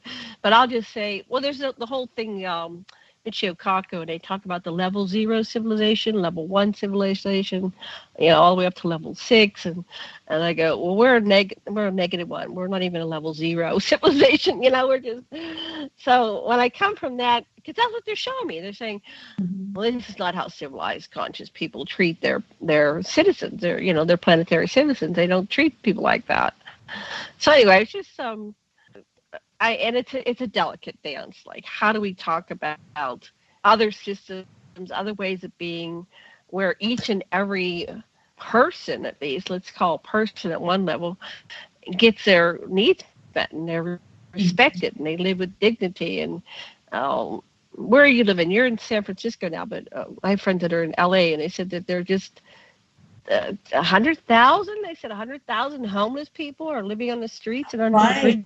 I think it's 200,000. If I remember, it's just. And it's like, how did we get there? How did we get there? It's shocking to me that's going on, and this shows a lack of response. I mean, this is like, we used to talk about, when I was a kid, we used to talk about, these third world countries, they got all these people, living under their bridges. So now we are. And it's like, there's something really wrong here. And when I worked in Honolulu, there was it was a lady who was kind of stuck up and rich, and she left all this money, and her motivation was to get the homeless off the street so they wouldn't, screw up Honolulu. So it wouldn't be all these homeless people. So but I got to be a part of her project that she left behind when she died, and she was building a little village. And they drove me out there to show me these mini homes, and it's like, well, yeah, I get it. There's some dignity for people where they're not just living in a tent on the sidewalk, and they're standing up and urinating on the sidewalk in the middle of the night because there's no bathroom, right? So I think we need to really look at that and not demonize people and look at the source of it. What is the source of all this? And so anyway, I don't want to get real political, but that's what I've been doing on a personal level, is because I'm a systems analyst. I was trained in computer programming, and I worked many jobs where I was a systems analyst. And so you have to look at systems, and system means looking at every element in the system and tracking it back to where things went awry. And so if we would just, like the extraterrestrials, logically look at the system, so we look at each local city, like I live in Wailuku. Let's look at this Wailuku system, what's working, what isn't. Now let's look at the the Maui system, and now let's look at the Hawaii system. Now let's look at the country system, and look at these systems. I think we can identify and find solutions. So I'm working with a lot of scientists and people on that level, and we're finding solutions. I love that. I have somebody that's got the. I know people say clean green energy systems have been invented. Yes, they are. They're out there. They're in our secret military. So conversations to bring them forth in our 3D reality in our lifetime. People go, oh, yeah, they're going to have disclosure in 50 years and 25 years ago. Look, I'm 65. I might be dead. Please, I think I've paid my due. I'd like to see disclosure in my lifetime where these things, like the cures for all diseases and the clean green energy systems, are implemented and put into practice on a daily human life. And I think we can do that by political pressure, and we can do that by nullity and not participating. And, like you said, imagine having a war, nobody showing up. But starting to be more conscious, because if we're supporting it, and stop supporting it. And then they'll get it, because if we hit them in the pocketbook, they'll go, oh, my blah, blah isn't selling anymore, because when you buy this product that has 20 levels of stuff that isn't even recyclable, right? Right. And so we have, they'll come, I just know it, the innovators, and that we can use, maybe some cutting edge technology to, and I just read somewhere, I don't know exactly where it was, about a scientist who came up with some type of little cellular something under her microscope that could eat plastic and change plastic. I thought that was interesting. So they have plastic eaters. They have the radiation eaters. I talked to a wonderful fellow from LA area. It was like McDonald or something like that. I was in a meeting with him. He says, yeah, we have the little radiation eaters, so you can let them loose over at Fukushima, and they'll neutralize all the radiation. And there's the plastic eaters. Somebody else had a system where, the waters gather up the plastic, and so we go over there and harvest the plastic, and kind of start the recycling process right there. It's out in the ocean, just do it there and get it. There's that level of solutions. And I was just watching a man who is re-greening the deserts. If you look at the planet now, compare it with the pictures from the satellite, from 20, 30 years ago, we're losing ground. It's getting brown. Yeah. I started. Go ahead. I looked up. It was the LA Times in 2018 that wrote the article about 200,000 homeless in LA. So yes, wow. Yeah. And that was 2018. Right. So it's probably more. So ship in a bunch of tiny homes. Find some empty places relatively close. Put the tiny homes and the vans and the. You don't need the. Say you have a motor home that doesn't run anymore. They don't need much. Just get them off the streets, and then you put in a little the stores and the group showers. I've lived in community for years. You have a group shower and group bathrooms, and you have a place to sleep, and it's respectful. It's dignified. Yeah. They don't lose their dignity in it. Mm-hmm. And I think it was Utah, someplace in Utah, they said, well, the cure for homelessness is to give them homes. So they have homes. But people go, well, they're poor, and they just encourage places. Even if you gave everybody a basic minimum needs economy, like basic needs are met, your food, your water, your shelter, education, whatever. Give yourself dignity. Right. Education. I think it should be education, communication, and transportation. But anyway, if you get your needs met, and if you gave them $1,000 a month, everybody liked, and they had to use it for their housing, and they had to use it for food. It goes back into the economy. Imagine if we had those hundreds of thousands of people who are homeless. They get money, but they have to spend it. You have to buy food. That goes in the economy.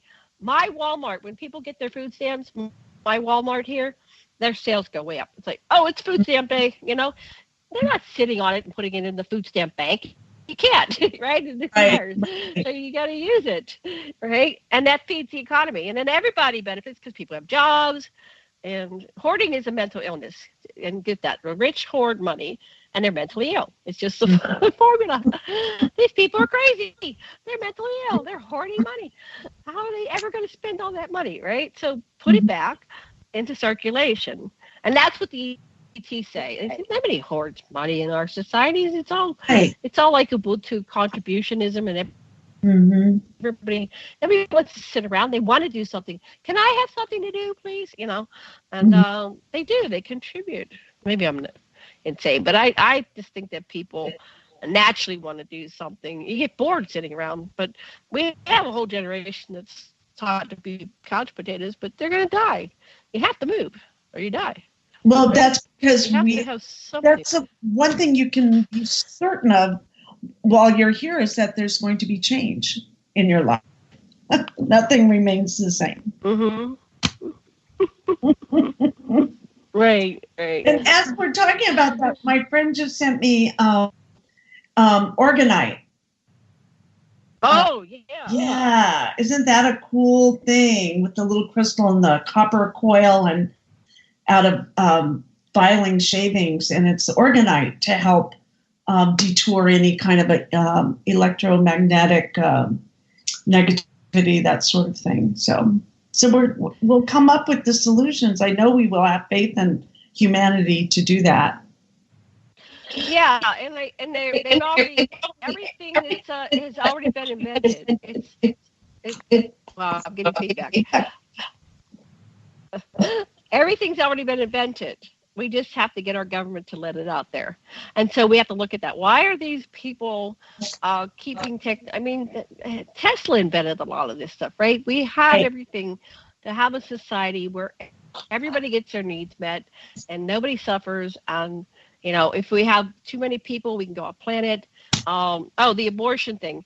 You know that we have artificial wombs and we have surrogate wombs, you know, we could preserve we could preserve everybody's sperm, everybody's eggs, right? We can preserve it. When we need more people, we can, you know, put them in artificial wombs. We can grow people, whatever you need. It would be good to do an analysis of the, you know, like an environmental analysis. How many people is this land able to sustain and produce food and water and all the resources? Just go into logic instead of this high emotion and then I'm going to do this because I hate somebody and they're a different color than me. I mean, that's like insanity, right? Well, and so if we can learn to play well with each other here, respect our planet, and just the basics of humanity, of love, the concept of just love, right? If we have that, then maybe we can go off planet and have an experience. Not, you know, we're not just out of body experience, but an actual, you know, through a wormhole or however it's going to play. But it's kind of like from what I understand, and I love your insight on this, is that we'll be allowed to kind of play that more and explore that more once we get it together here first, and we just haven't done that yet. We're working on it, but we're just not even there. Well, they're not going to let you come out there if you hate everybody, because they're all different looking species. You know, they're everything you can imagine and then some. So that's why we're quarantined, because we're acting like a bunch of racists. And there's always somebody we're rejecting, right? And that's part of what you do when you learn to train, when you train to work with extraterrestrials. So some of the military bases, they have extraterrestrials that walk among them. And they were aware that some of the guards dropped over dead. They went into fight or flight and they just dropped over dead. So they've had to help these people learn to work with extraterrestrials without literally being like a bird in the hand and dropping over dead. So somehow, I don't have the details, but I know that there's a way to condition yourself to be able to be in the presence of an extraterrestrial without fainting, passing out, or dropping over dead. And that's what Whitley Strieber talked about in his one of his books. I think it was Communion, or one of the second or third. I've read all those books at one point. But he said he learned how to go down and sit in lotus across from an ET at first he felt there was, he heard something in the living room down below. He was in his cottage up in upstate New York. It was a ski chalet type configuration with the loft bedroom, right? So he could see, there's something in the living room. Oh my God. And eventually he started to,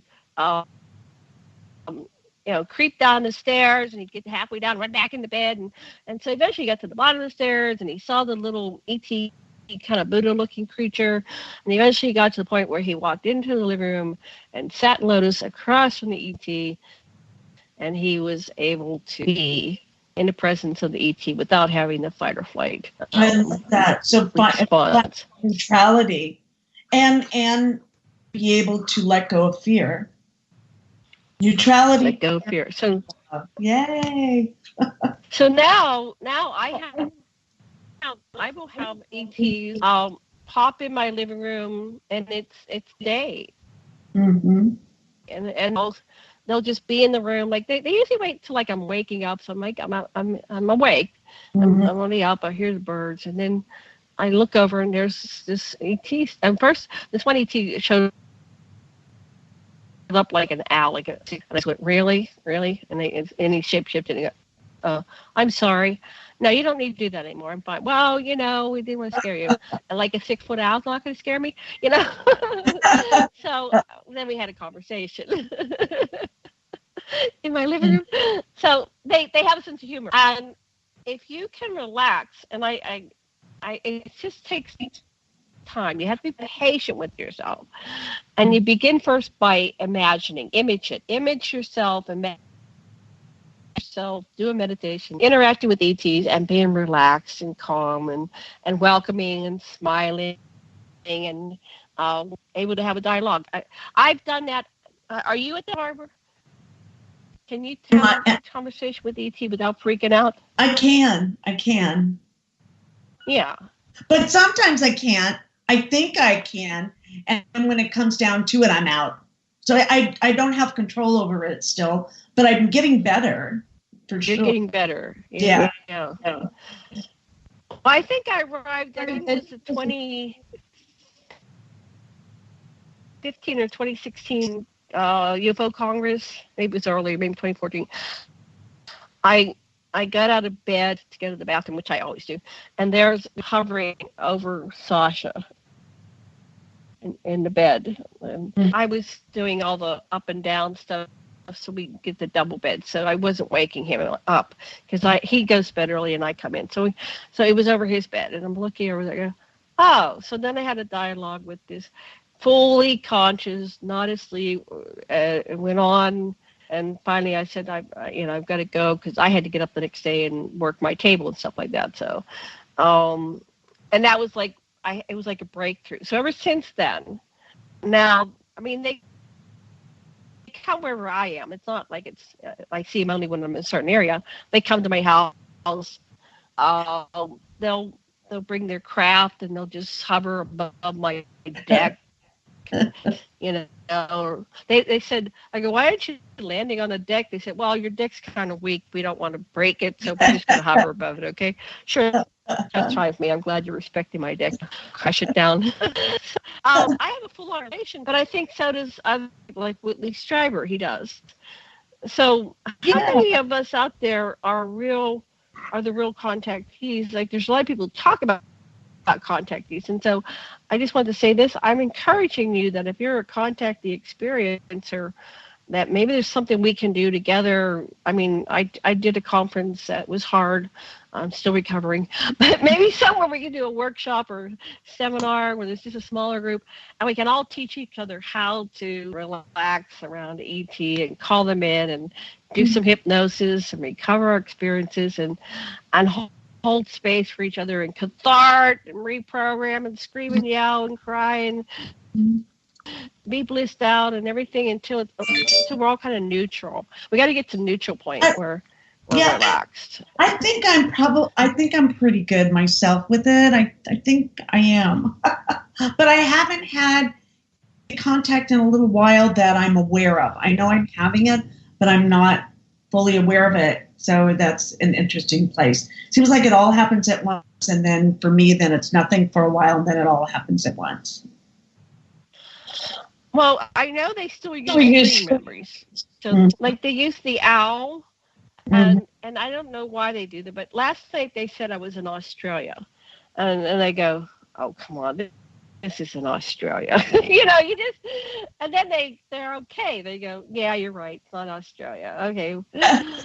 It's very interesting.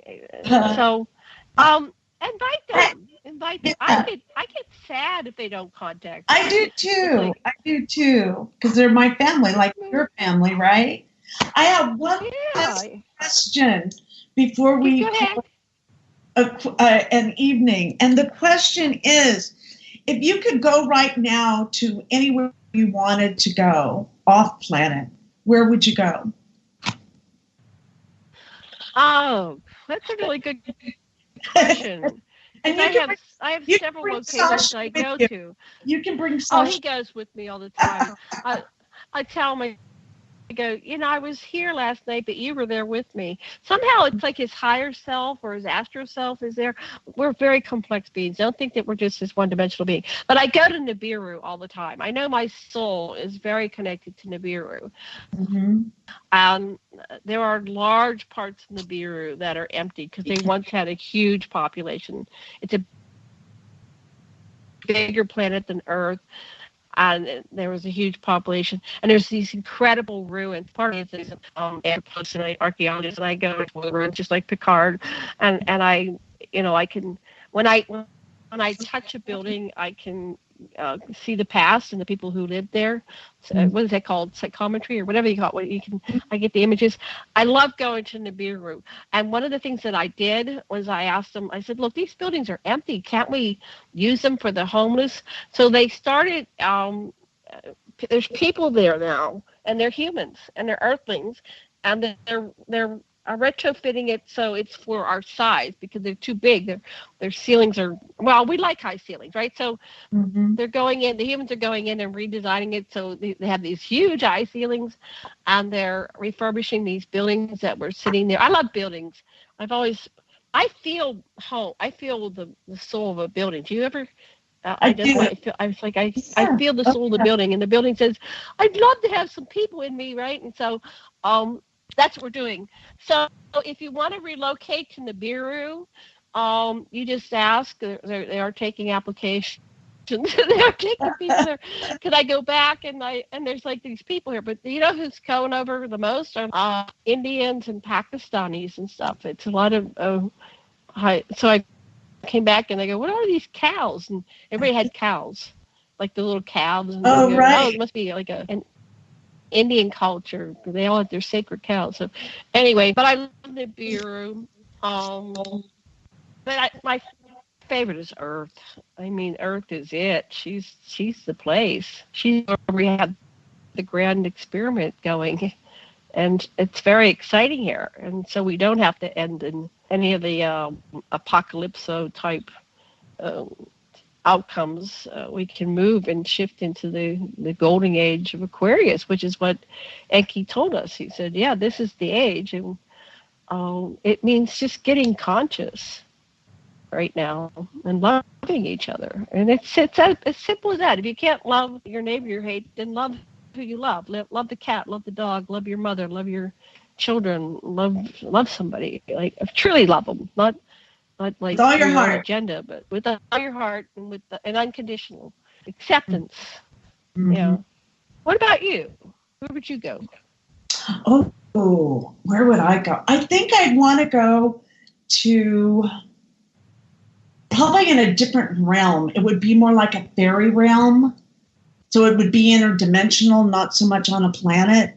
It would be the fae hang out and the fairy beings hang out with all the waterfalls. And it kind of reminds me of a very kind of acid trip of Hawaii in a way, you know, the color. Oh, that sounds great. Take me too.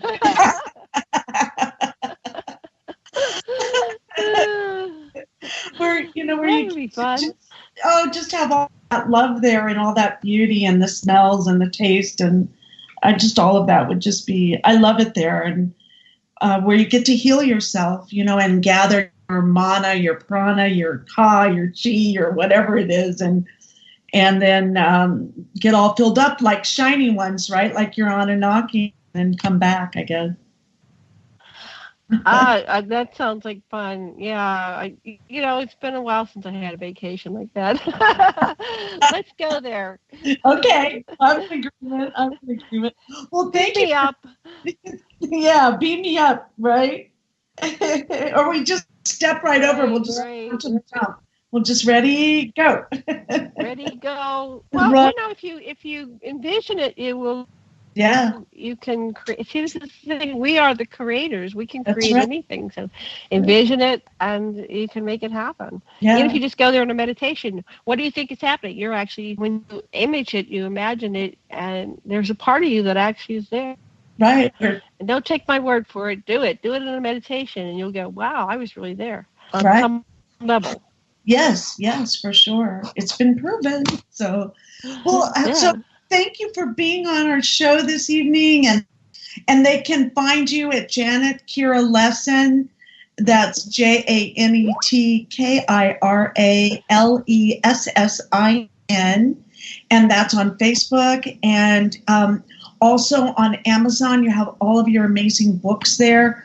Everyone, please buy her books, read them, and then they can get a hold of you with questions at your aquarianradio@gmail.com. That's aquarianradio@gmail.com. And then tell us your shows again. What time are they and what the names of them are? Oh, okay. I broadcast on Sundays on Sacred Matrix and Revolution Radio from 8 to 10 p.m. Eastern, and on Tuesdays, Stargate to the Cosmos, 8 to 10 Eastern. We have lots of incredible guests. And then I have Aquarian Radio Network. Go to aquarianradio.com, and I typically broadcast Thursdays and Fridays with a couple other co-hosts, and we're here to bring all these topics to the forefront and talk about it and figure out what's going on the deepest level so we can create a better place for me and you and the entire human race. That's about it. That sounds amazing. Well, we just give you all of our thanks to our listeners. I can feel them now, and the people that are going to listen to this later, that you are very inspiring, and you have such a big heart, and so I just really value you as a friend and as a teacher and what you bring to the planet. And you know that I'm sincere about that. So, thank you. Mirror. Listen to Revolution Radio at freedomslips.com. We'll be right back. Yeah, and I like the idea of having the class. So we'll have to maybe make that happen in the near future. Yeah. Thank you for listening to Revolution Radio at freedomslips.com. Any commercial advertising you may hear in this program is of the sole discretion and benefit of the host of whose program you are listening to. Revolution Radio does not endorse any commercial products, nor does it accept monetary compensation for on-air advertising of commercial products, nor will it ever. We are and shall remain 100% listener supported. Any product advertising on this program are considered used at buyer risk, and Revolution Radio shall not be held liable for any claims or damages received from any product advertised within this program. Revolution Radio, where information never sleeps.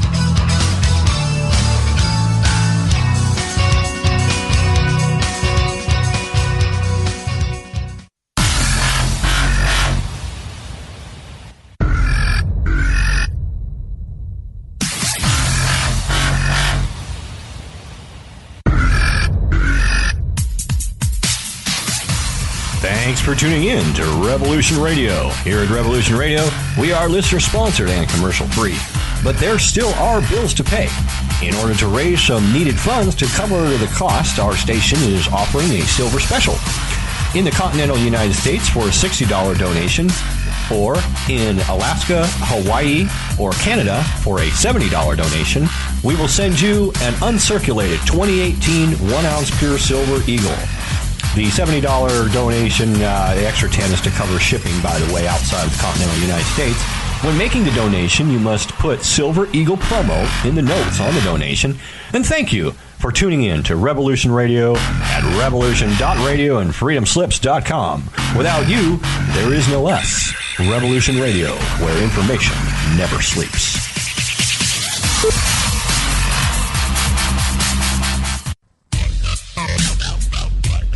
Take a look around, kid. What do you see? Homes being foreclosed. People working 2-3 jobs just to put food on the table and still drowning in debt. Don't get me wrong. This country was founded on great ideals and principles. They've all been ruined by the banks. Open your eyes to the banks that are robbing you. You know who my favorite president was? Who? Thomas Jefferson. Because he saw all of this coming and tried to stop it. He fought the banks. JFK too, and they killed him for it. The banking institution is more dangerous than an army, he said. He also said that every generation needs a revolution, Jimmy. The American dream is just that. Just a dream. War is a continuation of politics, only by other means. Politics is a continuation of economics by other means.